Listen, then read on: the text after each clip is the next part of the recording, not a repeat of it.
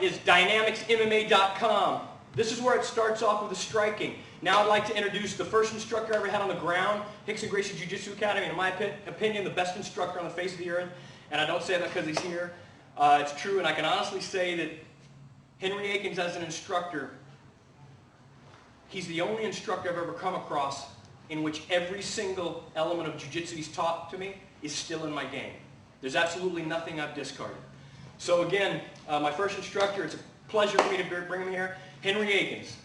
Thank you very much, guys. I will leave the floor to them. Guys, for any more information or questions, dynamicsmma.com. Take it away, guys.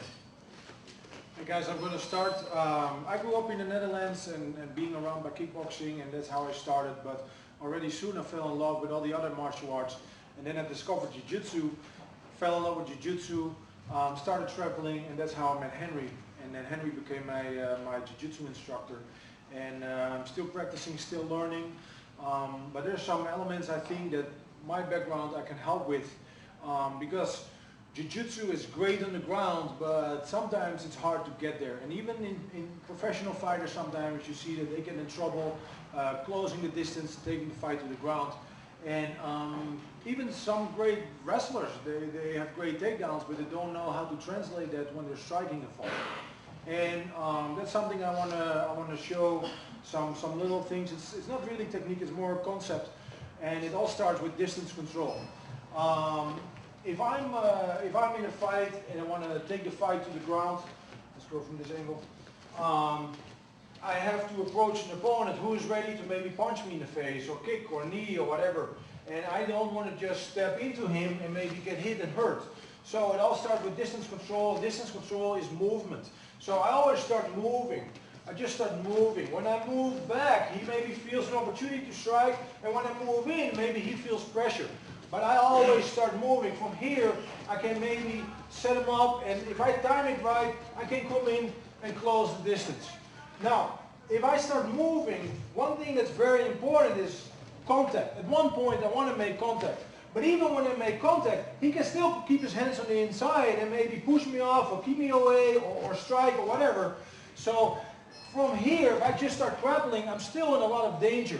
And it's still possible to get hit. I don't want to get hit. So what I do from here, I start moving. Once I time coming in, from here, maybe the best thing to do is first throw a knee. Boom. Now he's worried about my knee. And from here, I can come in and grab him.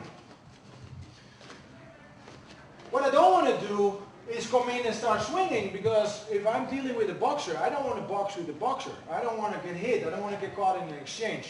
Yeah? So therefore, I start with the distance control. I start moving. Maybe he follows me, maybe not. Maybe he's waiting. Boom. When I come in, after contact, first use a knee. I can use a rear leg knee, front leg, boom. Close the distance, strike, and then get a grip. Now with this, maybe he's not going to just wait and not just going to stand there. Maybe he's going to try to strike. Yeah, I'm moving. Maybe he's trying to follow me, and maybe he's going to try to swing. Maybe throw a punch. Maybe a jab. Yeah, or maybe a cross. Maybe a hook. And then from there, I can counter. What better opportunity of closing the distance when he is coming towards me? Yeah. So, for instance, if I come in, yeah, and he strikes with the jab, I can defend, throw the knee, now get the grip. Same with the cross. Yeah, I start moving. At one point, he sees the opportunity to throw. Now he throws, I counter, and I get a grip. Now, I don't know what he is going to do, but once I start moving with the distance control, I kind of can feel when he's going to throw. So that helps my timing. If I'm standing still and I let him get comfortable, I have no idea when he's going to throw. But if I'm controlling the distance, I know when I'm in his reach. And then when he throws, it's easy to counter, maybe create some danger with the knee and get a grip. Same with the hooks. I can move. At one point he's going to throw a hook. Maybe I can block the hook here. Also, I like to keep some control. I can grab behind the neck. Yeah, strike first. Now he's worried about my knee. Get a grip. Yeah, Again, maybe the rear hand, I'm moving. Yeah, at one point he sees an opportunity, he throws. Of course, I block the hook. My other hand goes behind the neck, so I have some control. I can strike first, and now come in and get a grip. Yeah. So it's more what I said, more a concept of moving, using distance control, and then as soon as you make contact, try to throw a knee or something. The moment you hit people, yeah, they're worried about a knee. Or even if you don't hit them, maybe they're defending. Now their hands are worried about defense. And that's the great opportunity, a great opportunity to get a good grip. And then I'll leave it from there to Henry. Can I get Sean out here to help me? Yes, sir. Guys, that was Anthony Hardock. It's a pleasure to have him in the building. He's one of the most respected strikers on the globe. And he happens to be teaching with Henry right near Santa Monica, about 3 miles as the crow flies at dynamicsmma.com. So for any further questions or information on his striking style, classes, privates, dynamicsmma.com. Henry Akins, floor is yours, sir. Yeah, guys, it's very, very important to understand the stand-up aspect of fighting and combat. Every situation you get into will always start from the stand-up. So that's one of the main things I always focus on. These stand-up parts of jiu-jitsu are just as important as the ground techniques. If you can't take your opponent to the ground, then you can't implement your jiu-jitsu.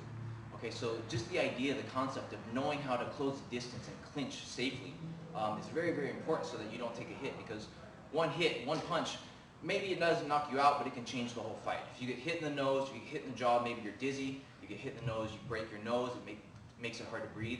So understanding how to close the distance, how to control the distance so you're safe when you're in danger and when you're out of danger, and how to close is really, really important. Now once you close the distance, you have to understand how to take your opponent down to the ground. So that's what we're going to start off with, is just a very, very simple takedown.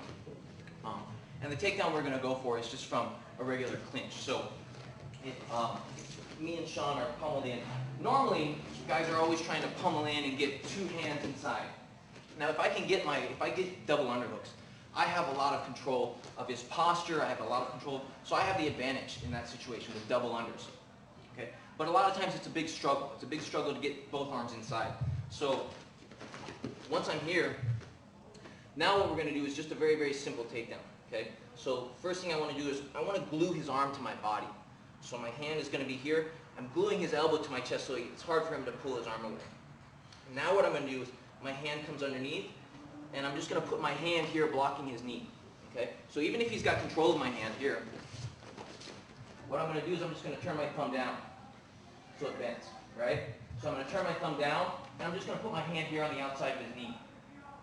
Now I'm going to take a big step back with my rear leg, and keeping everything connected, all I'm going to do is make him fall. Okay? So I'm basically, it's like a trick with the hand. So I can do it this side. What you're going to see is my hand comes underneath, it comes here, and now what I'm going to do is I'm just going to block the outside of his knee. I'm keeping all of my weight on his leg. So basically what I'm doing is I'm kind of leaning on his leg, so it makes it hard for him to step back. If I don't put weight on his leg, he can step his leg back, right? Step your leg back, good. And then I can go for some other throws because he's off balance, he's leaning forward. But the idea is I want him to plant his foot. So already I'm kind of putting my weight, I'm kind of bending my knees and putting all my weight on his leg. So now pull your leg off. Hard, right? Yeah. So it's a very, very simple trick, very easy takedown. And this, you don't need the gi for this. Most of the jiu-jitsu that I do doesn't require the gi, works gi and no gi. And that's the concept of jiu-jitsu. It has to be effective for a real life situation, right? So just from this side. One more time, I'm here. I'm going to bring my hand underneath, and now I'm just going to put my hand on the outside of his knee. Okay? I want to step back with this leg, and what I'm doing is, as I step, I'm going to open my chest. So I'm going to open my body. Okay? So as I step back, I'm going to open my chest, and here on the ground. Usually I will go to knee on belly. Okay? So one more time. So we're clinch. Hand comes inside, I'm going to block the knee. Step back with my leg, I'm keeping his arm glued tight to my chest, and as I step, I'm going to go here. Now, you see from this situation, I keep his arm under control. So I already have a good grip on his arm. From here, it's very, very easy to finish. So now what we're going to do is we're going to go for an arm lock. Once I end up with the knee on the belly, my hand is going to go here and brace his shoulder, and my second hand comes inside to grab my wrist. Once I have this, I want to make sure my arm is just below his elbow. So when I come in with my arm slides in just below his elbow. I want to keep my wrist tight. Now all I'm going to do is I start to curl my wrist. So there's very, very little movement needed to break this arm. As long as I'm keeping everything tight, tiny little movement, and his arm is already breaking. Let's do this side. So I'm here. I block his knee. I'm going to step back, make him fall. Knee goes on the belly, and my head is up. I want to make sure that my head is up so that he can't hit me. Right? Now what I'm going to do is my hand goes just underneath his shoulder. I want to kind of turn his shoulder to keep him from turning his hand in. So a lot of times what happens is if he can turn his thumb down, turn your thumb down, I'm not going to have the arm lock. So what I do is I push up on his shoulder, and as my hand comes in, I turn my wrist. Even if his arm is turned, what will happen is it turns his arm out. So now I have a perfect angle. Keep my head up. I curl my wrist a little bit. So you can see I'm barely even moving, and he's already tapping. And if I need extra, I can put my hip in. Okay? So I'll do one more time from here. So good. So I'm already here, knee on the belly, hand comes in by the shoulder, and then my second hand comes inside and grabs my wrist. Okay? I want to keep my head up so I can't get hit, and now I'm just going to curl my wrist. So there's a lot of little details in all of these techniques that make it very, very effective. Just the curling of the wrist will tighten everything up to make it so that you don't need to put a lot of pressure. You don't have to use a lot of strength. And that's the real beauty of jiu-jitsu, is all these little details that are hidden or that you can't really see, that really have to be pointed out to you, that make jiu-jitsu magical. Lay down again, please. So, one of the little things here about this arm lock, when I go for it, is how I get him to turn his arm in the right place. What I want to do is I'm just going to push up on his shoulder. What you see pushing up on his shoulder kind of turns his elbow. And when my hand comes in, what I do is I turn my thumb. So this prevents him from being able to turn his arm out. Because a lot of times you go for this, turn your arm out. No. There. Yeah, now you can turn it. But once I go here, there's no way to turn it.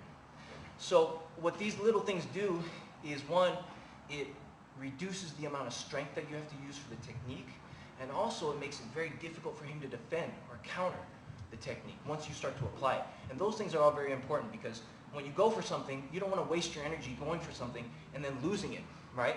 Here, if he turns his arm out, now it becomes a struggle again. Now I have to maybe mount or do another 5-10 steps before I can finish, instead of just finishing it from here. Okay? So that's technique. It's a very, very easy one. And the thing is, from one arm, each of us have one arm in. There's a lot of different setups for that. So yeah, that's one of my favorite techniques. Now what we're going to do is we're going to play with some stuff from the guard, the closed guard. And the reason I picked kind of the closed guard today is because that's the position that really made jiu-jitsu famous. Once the fight gets to the ground, pretty much any time you end up on the bottom, you're losing the fight. So if I'm on the bottom and the guy's mounted on me, I'm losing. He has the ability to do damage, and I'm basically on defense, right? If I end up on the bottom of cross-side and he's on top, I'm susceptible to getting submitted and also probably be taking a lot of damage in a real fight, right? And he's not exposed to any danger at all. But the guard is the one position in jiu-jitsu where if you know what you're doing, if you're on the bottom, you can still win the fight, right? And that's what happens with most little people. Little guy ends up fighting a big guy. Where do they end up? Usually on the bottom. Okay, so this is kind of the position that made jiu-jitsu famous. So we're going to go over some of my favorite techniques from the closed guard, from the guard being on the bottom. Okay, so First one we're going to go over, the first is just a very, very simple sweep. Everything that I do is very, very basic. It's very, very simple. It doesn't require a lot of movements, like 10 steps to do. And that's really important because if something is broken down into 10 steps, if it takes you 10 steps to do anything, if the guy counters or if he moves or if he does something during those steps, it basically kills whatever movement you do. Everything I do is very, very basic, very, very simple, but there's a lot of little details that make everything effective. So the first thing we're going to go for is, you know, the knee behind the butt to break the legs. So before Sean can start to pass my guard, what he has to do is he has to open my legs. He has to break the guard, okay? And once he breaks the guard, so go ahead and break the guard. So the legs open. Now he has the ability to start to pass. Now my legs are open. He can move around. Before he opens my legs, there's no chance for him to pass, right? So one of the options that he has to open is to wedge a knee behind my butt. And most of you guys that have done jiu-jitsu have probably seen this in the first few weeks of training. Knee behind the butt, puts his other leg up, starts to put leverage. Okay. So what I want to do is, anytime you guys tries to put a knee behind my butt, I never want to allow him to create leverage on me. Okay. So the first time he tries to go put his knee behind my butt, as he goes, what I'm going to do is I'm just going to move my hip back in. So if he goes to try to put leverage on my butt and go, try to break my legs, I just move my hip. All I'm doing is a little hip to basically stop him from creating leverage. So every time he tries to turn to the side and get my knee behind my butt, I just move my hip. All I'm doing is lifting my butt off the ground and moving my hip to the side. Okay? So one more time, he goes to try to put his knee behind my butt. I just move my hip so that he can't put his knee behind my butt and create leverage to open my legs. Now, once he tries to do it again, now what I'm going to do is, instead of moving it back to the inside, what I'm going to do is I'm going to move my hip to the outside. Okay? Keep control of his sleeve with my opposite hand. And now what I'm going to do is I'm just going to put my hand on the ground. So I can control either his sleeve or I can control his wrist somehow. But from here, try to get back up. I have all the advantage in being able to, as long as I can keep his hand under control and he can't base out, now all I'm going to do is engage my hip. Okay? The reason I like this sweep so much is because you can do this sweep without having to open your legs. A lot of times guys will go for sweeps and they go for maybe a scissor sweep or whatever. Well, what happens is now your legs are open. And if you miss the sweep, what happens is opponent the opportunity to try to pass. Okay? So with this sweep, I don't risk anything.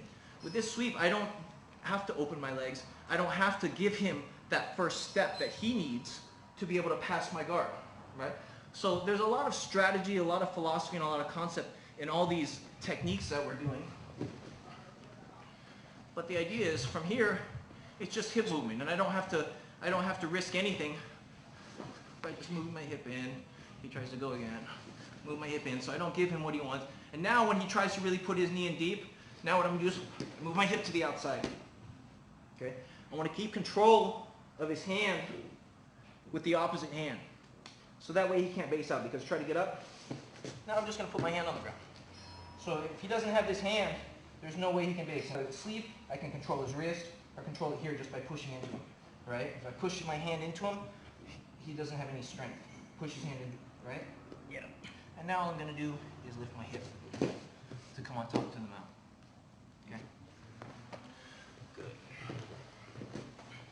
So a lot of how I teach is I like to talk a lot about the theory and the concepts and the philosophies of jiu-jitsu.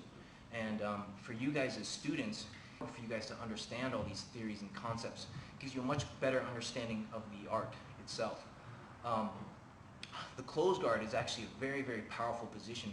And the reason it's such a powerful position is because basically I have someone in between my legs. Instead of having a bear hug with my arms, it's a bear hug with my legs. And I have so much control of my opponent's posture and his balance from the closed guard. There's a lot of movements from the closed guard that I do that you can't really see, that you don't really, if you're watching, you won't really see, but make a huge difference in how my opponent reacts. So The next thing we're going to go for is a very, very arm lock from the guard. And everyone says, oh, arm lock from the guard, it's so difficult to do. I always get stacked, I always get smashed when I go for an arm lock from the guard. And that's because there's a lot of elements that people are missing, a lot of little details. I'm going to try to cover a lot of those details today and show you all the things that your opponent can do to counter or stop it, and how just little adjustments will change all those things. We'll make it so that the arm lock works now. So we're going to go here. So how most people teach the arm lock, how it's mostly shown is it's like a 4 or 5 step process. Normally, if I see someone teach the arm lock, they do a cross grip, put one foot on the hip, keeping the knee tight. This leg, sometimes they use the hand to block the face, and then the other leg comes over, and then you have the arm lock, right? So it's basically 1, 2, 3, 4, and then you have the arm lock. So that's a lot of steps. And of course, as you get faster, it becomes better. But the problem is, as soon as I grab his arm, he already knows what I'm going to do. And in this position, the guy on top actually has more leverage than me. He has more strength. So if I try to, if I try to pull his arm across, if he just postures up and pulls, I'm always going to lose the arm. Okay? So I never want to take what I want. I want to make him give me what I want. Okay? So from here, from inside the guard, I'm not going to try to take his arm. If I grab his arm, he's just going to pull his arm out. He already knows, arm lock's coming. The guy's going for my arm. So what I want to do is I want to use my legs. Okay? What I want to do is I'm going to pull him to me. Once I pull him to me, what happens is he wants to stop from falling. So what he's going to do is he's going to use his hands on the ground. Use his hands on me to stop from falling. So even if I just do this, even if I pull a little bit here, head here, he's already putting his hands out. He's already stopping. He doesn't want me to pull him down. He doesn't want me to do what I want. Guys are almost always going to resist once you start to try to break them down or break their posture or pull them down. So once I feel the arms on me, if I feel any weight of his hands on me, what that means is he's giving me the arms. Okay? If I feel him pushing on my chest, if I feel him stretching his arms and trying to keep himself from falling, he's already giving me the arms. So all I'm going to movement. So the 2 movements that you guys are going to need to develop, which are very, very simple movements to get good at this arm lock, is one is just a little shoulder movement. So I always start off my classes when I do the warm-up, I always start off just taking your shoulders off the ground and being able to move yourself side to side. Okay, this is not only important for the arm lock, but it's important for a lot of other things too, like the head and arm. If I have someone in my guard and they're trying to throw a punch at me, how to move to the side, right? To avoid getting punched and being able to pull them in. So, like for example, if he reaches back to try to punch me with one hand, move to the side, pull him in and set up the head and arm, right? So these are all very little movements, but it's the same thing as slipping a punch. It's the same thing as slipping a punch when you're standing up, right? I always want to move out of the way or change the angle so that he can't hit me. So, of course, at the same time I pull too. So if he's committing his weight forward, if he's throwing and if he's putting his weight forward, I'm going to pull him in just to help him out. But so for this arm lock, first thing I'm going to do is I'm just going to move my shoulders. Okay. Now, this leg is actually the most important leg for the arm lock. Okay. Everyone thinks it's the arm over the head, getting it, but actually this leg does almost all the work. Once I move my shoulders, what I'm going to do is I'm going to open my legs. This leg, I want to slide up his back and I'm going to bite. So it's very important when this leg comes up, I'm biting across the back. And I want to make sure when I say bite, what I mean is I'm pulling my heel to my butt. Okay? What this does is a couple things. One, it takes him off balance. Okay? But also what it does is it keeps him tight and it prevents him from being able to pull his arm out. So first thing I do is I just move my head a little bit to the side. Just to give me a little bit of an angle. I don't even need to move that much. It's just a tiny little movement to the side. Now the second movement that I do is just a hip movement. Okay? So I always do this when I warm up. Being able to learn how to move your hip from side to side. Okay? Which of course jiu-jitsu is all hip movement, right? So once I move my head, I only need a tiny little movement.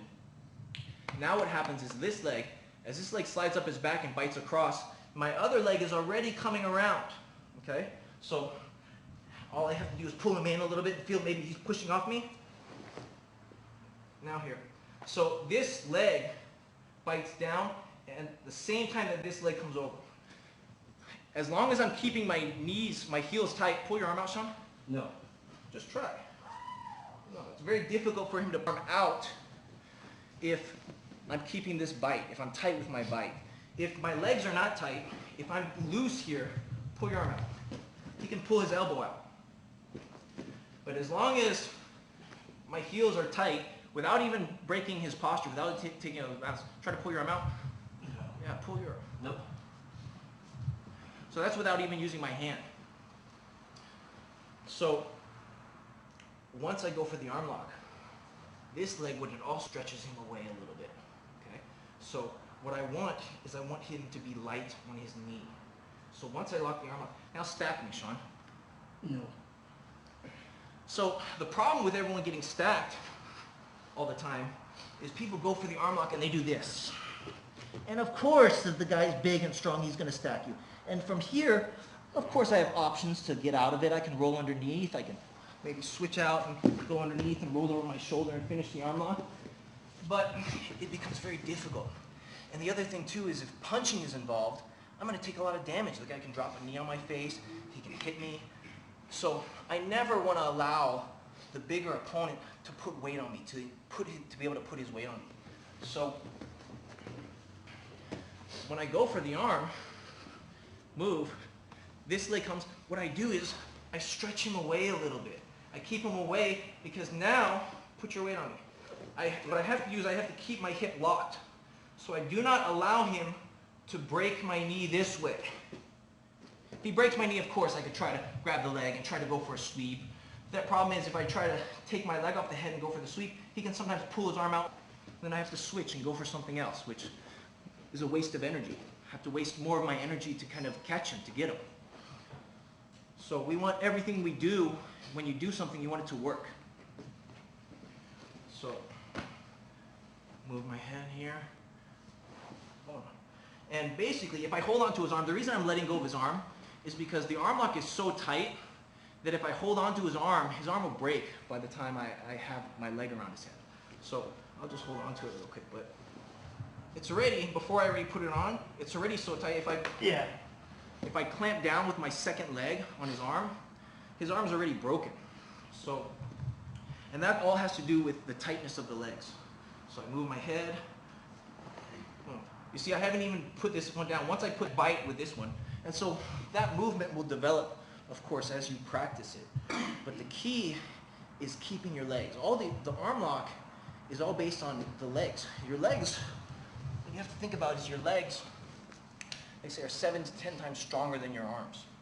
So if you're not using your legs, you're basically being inefficient. The legs is basically what controls the arm lock. The hand is just there to glue it to your body. But the legs and the hip and the body does all the work. So that's an arm lock, and I think you know, a few people have seen it done this way, and it's kind of starting, the word is starting to get out kind of how it's done, but those are a lot of little details that really make that arm lock effective. The next thing we're going to go for is a triangle. And everyone's seen the triangle choke, everyone knows how to kind of do the triangle choke, but how to put pressure and how to really apply it. I haven't seen many people teach. I haven't really seen people explain how to properly make the triangle tight, how to close it up, okay? So what you guys are going to see is the triangle. When I have someone in a triangle, this is the hole of the person. That's the space, okay?